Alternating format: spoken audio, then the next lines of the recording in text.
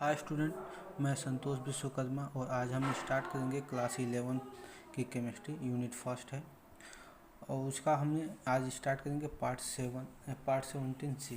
इसके पहले हमने पार्ट 17A और पार्ट 17B भी हमने वीडियो बना के सेंड कर चुका हूँ और उसमें हमने एम्पिरिकल फार्मूला को पढ़ा था और इसी एम्पिरिकल फार्मूला से कुछ क्वेश्चन हम पार्ट 17C में देखेंगे। तो हमारे पास एक क्वेश्चन लेते हैं, उसको फिर सॉल्व करते हैं। तो हमारे पास एक क्वेश्चन आया, compound contain 4.07% hydrogen, 24.27% carbon and 71.65% chlorine. Its molecular mass is 9.96 gram. What are empirical formula and molecular formula.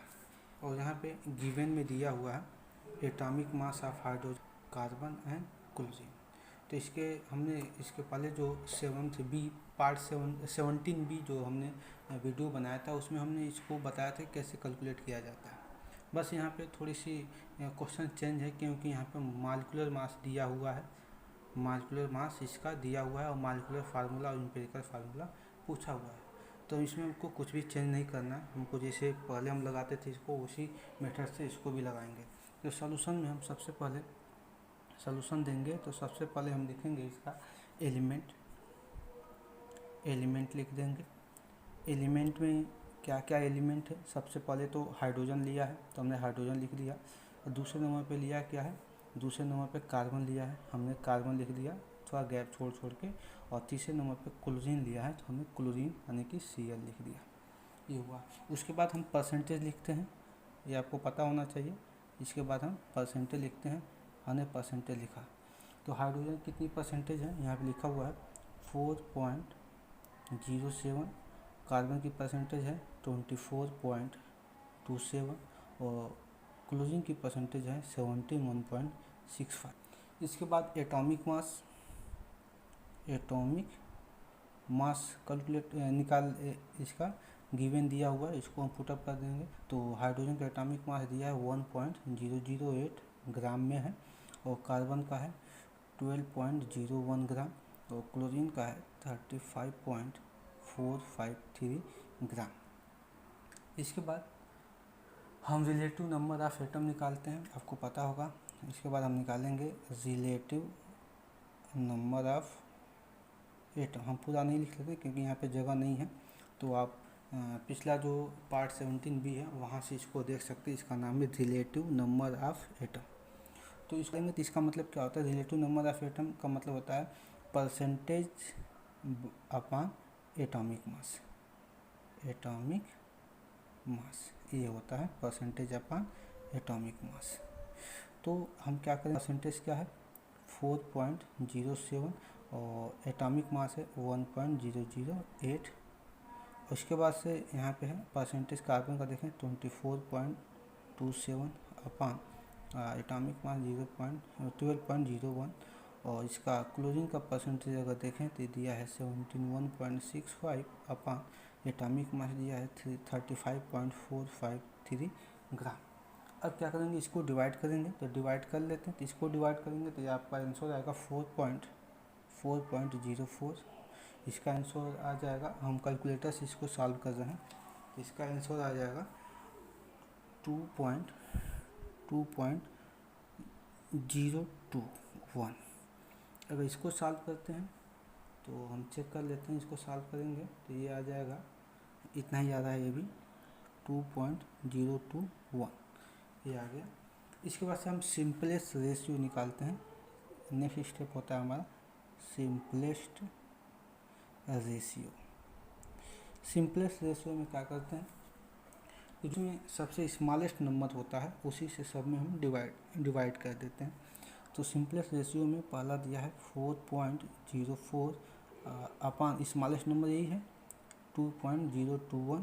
इसमें क्या दिया है 2.021 में फिर इसी का स्मॉलेस्ट नंबर से हम डिवाइड कर, जो स्मॉलेस्ट नंबर उसी से सब में डिवाइड करेंगे। यहाँ पर हो जाएगा 2.021 अपॉन 2.021। तो हमारा ये आंसर आएगा, देख लेते हैं।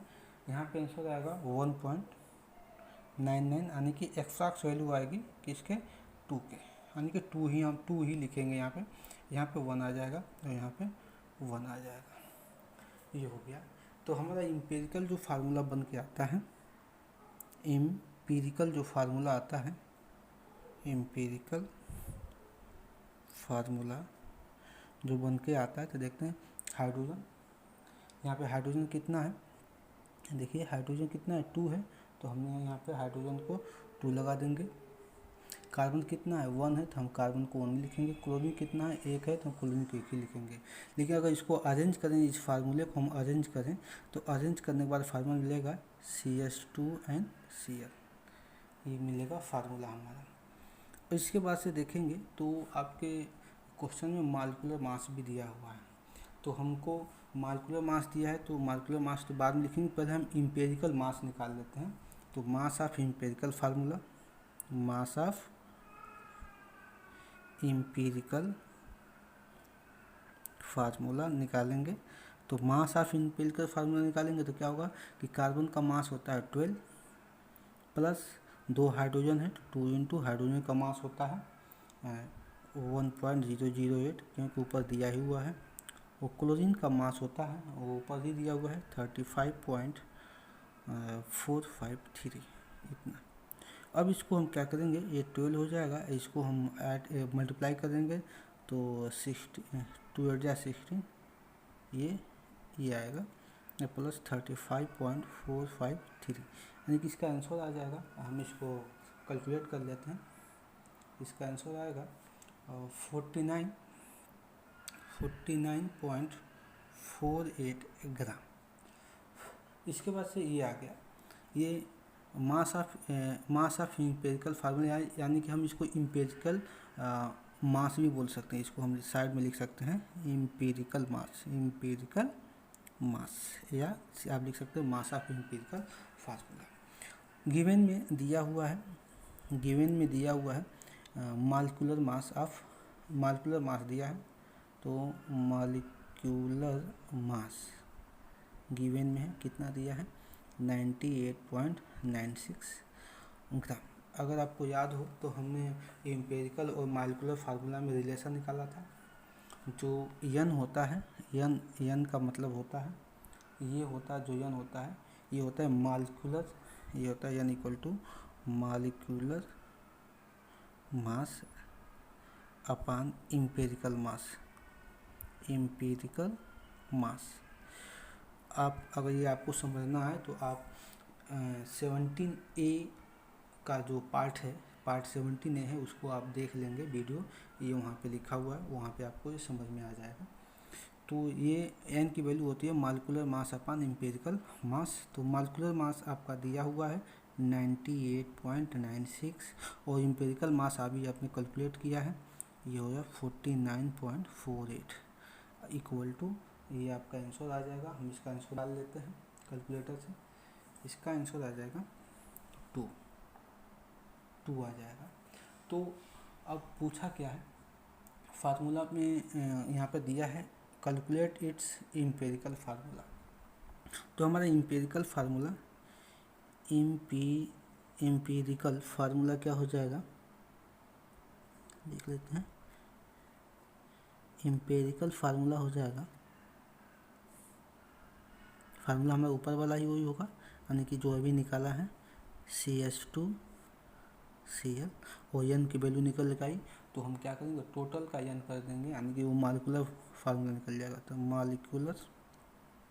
मालिकुलर क्या पूछा है, मालिकुलर फार्मूला पूछा है, तो मालिकुलर जो फार्मूला निकालेंगे, तो इम्पेरिकल फार्मूला जो है यानी कि CH2Cl है, इसका यन कितना आया है 2, तो यहाँ पे 2 का हम मल्टीप्लाई कर देंगे जी, तो ये हो जाएगा हमारा फार्मूला बनेगा CH2, यानी कि C2, तो फिर H4 और यहाँ पे Cl2, ये अपना मालिकुलर फार्मूला बन गया। क्योंकि ये इम्पेरिकल फार्मूला जो है ये कोई फार्मूला नहीं होता है, बेसिकली ये फार्मूला रॉन्ग है, तो इस फार्मूले को करेक्ट करने के लिए हमको मालिकुलर फार्मूला कैलकुलेट करना होता है, तो हम मालिकुलर फार्मूला ऐसे कैलकुलेट कर सकते हैं। आई होप ये वीडियो आपको समझ में आया होगा।